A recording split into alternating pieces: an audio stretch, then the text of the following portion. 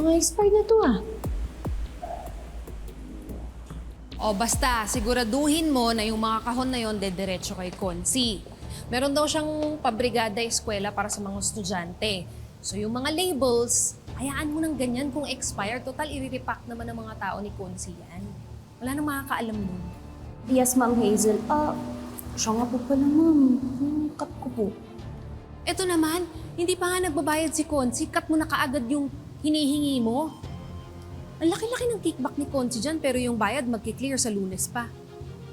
Ma'am Hazel, yung kay Mengay po pala, yung sa security, baka pwede daw po pa rin sa kanya ngayon.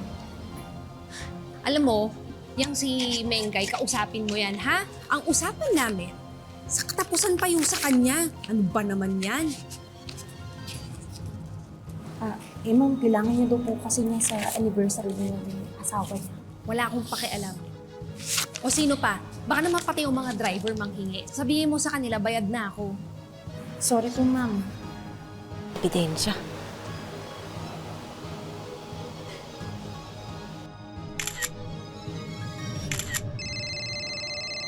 Oh, akala ko ba ang usapan bawal ang cellphone dito? Usapin mo nga yan. Ma'am, si Apple! Patay tayo! Anong patay tayo? Siya ang patay sa akin.